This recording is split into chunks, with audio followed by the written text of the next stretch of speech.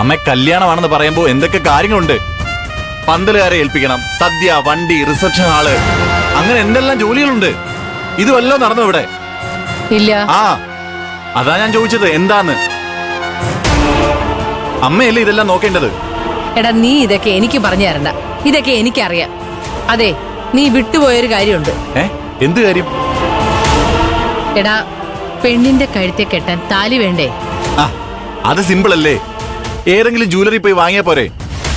എടാ നീ മണ്ടനാണെന്ന് എപ്പോഴെപ്പോഴും ഇങ്ങനെ തെളിയിക്കണ്ട. അമ്മേ, ഞാൻ പറഞ്ഞതിൽ എന്താ കുഴപ്പം? കുഴപ്പമുണ്ട്. എടാ അങ്ങനെ ചുമ്മാതെ ജ്വല്ലറി പോയി താലി വാങ്ങിക്കാനൊന്നും പറ്റില്ല. എടാ പാരമ്പര്യമായിട്ട് ഇവിടെ നടക്കുന്ന കല്യാണങ്ങൾക്കെല്ലാം താലി പണിയിപ്പിക്കുക ചെയ്യുക. അതും മാഷ് നേരിട്ടൊന്ന് ചെയ്യിപ്പിക്കാറാ പതിവ്. രമേശിന് വേണ്ടി വരെ താലി പണിയിപ്പിച്ചത് നിന്റെ അച്ഛനാ. തുണിക്കച്ചവടക്കാരിയായിട്ട് നിന്റെ കല്യാണം ഉറപ്പിച്ചപ്പോ തന്നെ അയാളാ താലി പണിയിപ്പിച്ചത്. അതേ താലിയാ ആകാശ് അവളുടെ കഴുത്തി കെട്ടിയത്. അപ്പോ നിന്റെ കല്യാണത്തിനും അയാളെ കൊണ്ട് തന്നെ താലി പണിയിപ്പിക്കണം. അതിന് ഞാൻ പറഞ്ഞ അയാൾ കേക്കൂ? എടാ ഞാനോ നീയോ പറഞ്ഞ കേക്കില്ല. തട്ടാനെ ഇവിടെ വരുത്തിക്കണം. എന്നിട്ട് മാഷിനെ കൊണ്ട് അയാളുടെ മുന്നിൽ വെച്ച് സമ്മതിപ്പിക്കണം. എങ്ങനെ സമ്മതിപ്പിക്കും? അത് നമുക്ക് നോക്കാം. നീ തട്ടാനെ വിളിക്ക്.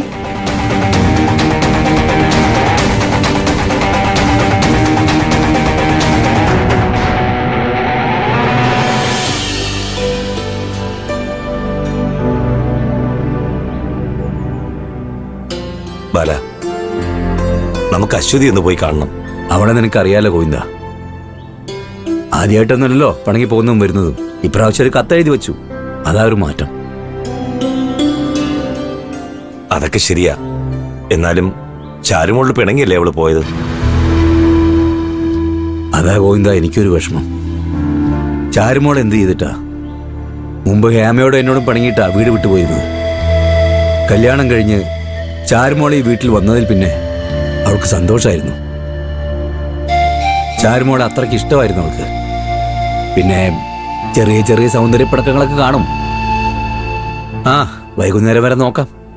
എന്നിട്ടും വന്നില്ലെങ്കിൽ നമുക്ക് പോയി കൂട്ടിക്കൊണ്ടുവരാം.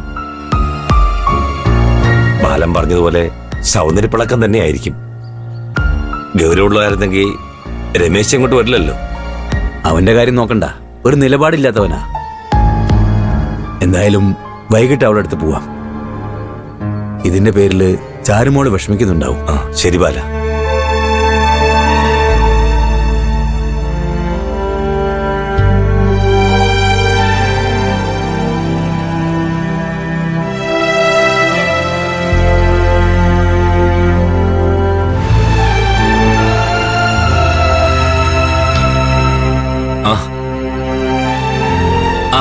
ബാല പറഞ്ഞു നാക്കെടുത്തില്ല. ആരാ വരുന്നത് നോക്കേ.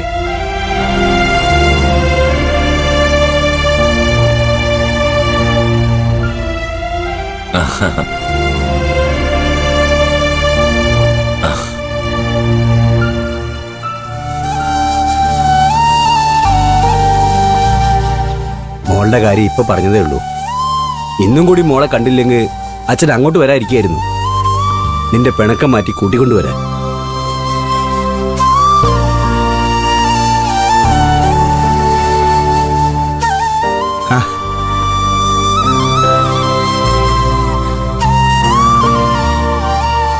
ഞാൻ പോയിട്ട് അച്ഛനൊന്ന് വിളിച്ചില്ലല്ലോ. പോകാൻ കാരണം എന്താണെന്നെങ്കിലും ഒന്ന് ചോദിക്കായിരുന്നു. എടി അശ്വതി, ഈ വീട്ടിൽ നിന്ന് ആരിറങ്ങിപ്പോയാലും നിന്റെ അച്ഛൻ ഒരു കുഴപ്പമില്ല. ഇവിടെയുള്ള മറ്റാരെയും കണ്ണി പിടിക്കില്ലല്ലോ. പെങ്ങടെ മോളും അവളുടെ ഭർത്താവും മാത്രം മതി എന്നുള്ള ചിന്തയാ. നിന്റെ സാരിത്തുമ്പിൽ വളർന്നിട്ടും സ്വഭാവം നിന്റേതാകാത്തത് അശ്വതിക്കും അനുവിനാ. ഓ എന്റെ മക്കളെ ഞാൻ മനസ്സിലാക്കിയോടത്തോളം വേറെ ആരും മനസ്സിലാക്കിയിട്ടില്ല.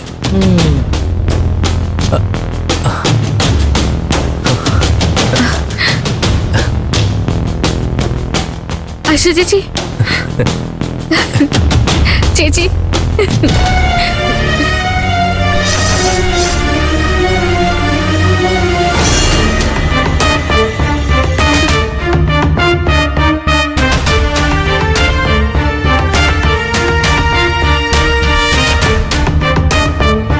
ചേച്ചി,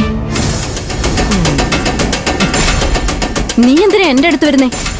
നിന്റെ ശല്യം സഹിക്കാൻ വയ്യാതാ ഞാൻ ഇവിടുന്ന് ഇറങ്ങിപ്പോയത്.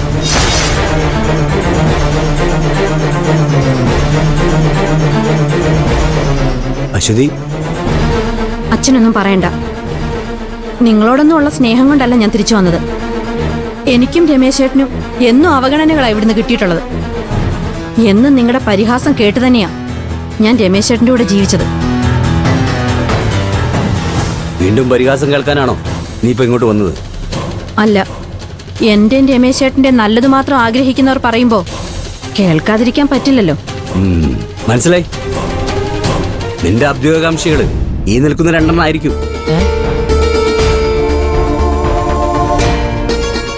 ഇവരുടെ വാക്ക് കേട്ട നിന്റെ രമേശിന്റെ അധോഗതിയാ. അതോർത്താ നിനക്ക് നല്ലത്. അമ്മ അരവിന്ദ് പറഞ്ഞിട്ടല്ല ഞാൻ വന്നത്. പിന്നെ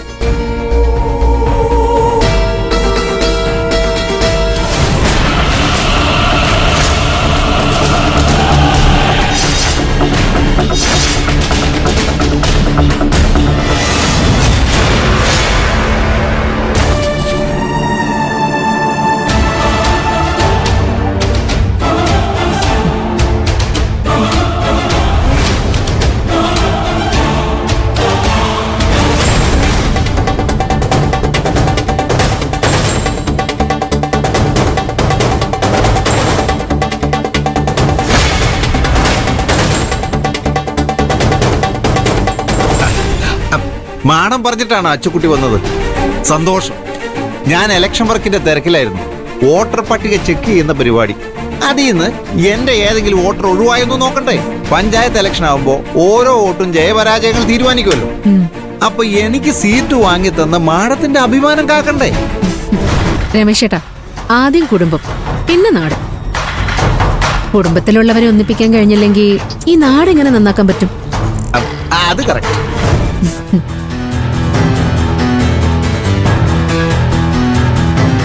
എന്റെ പൊന്നേ, എന്റെ മോക്കെങ്കിലും തോന്നിയല്ലോ ഇവളെ കൂട്ടിക്കൊണ്ട് വരാൻ. അശ്വതി ഇവിടുന്ന് പോയപ്പോ മുതൽ എന്റെ നെഞ്ച് നീറുമായിരുന്നു. ഞാൻ ഉറങ്ങിയിട്ടില്ല. ഞാനും അരവിന്ദും കൂടെ ചെന്ന് വിളിച്ചോണ്ട് വരാതിരിക്കായിരുന്നു. പക്ഷെ ഉള്ളിലൊരു പേടി, എന്നോടും അരവിന്ദിനോടും ഇവളെ എങ്ങനെ പെരുമാറുമെന്ന്. ഞങ്ങളോട് ഇവക്ക് വെറുപ്പാണല്ലോ. ഇല്ലാക്കഥ പറഞ്ഞും മെനഞ്ഞും അശ്വതിയെ ഞങ്ങളിൽ നിന്ന് മാറ്റി നിർത്തിയിരിക്കല്ലേ. അമ്മേ, അരവിന്ദേ, എന്നോട് ക്ഷമിക്കണം. എനിക്ക് നിങ്ങളെ രണ്ടുപേരെയും മനസ്സിലാക്കാൻ പറ്റിയില്ല. ശ്രേയ പറഞ്ഞപ്പോഴാ ഞാൻ നിങ്ങളോട് ചെയ്ത തെറ്റെനിക്ക് മനസ്സിലായത്.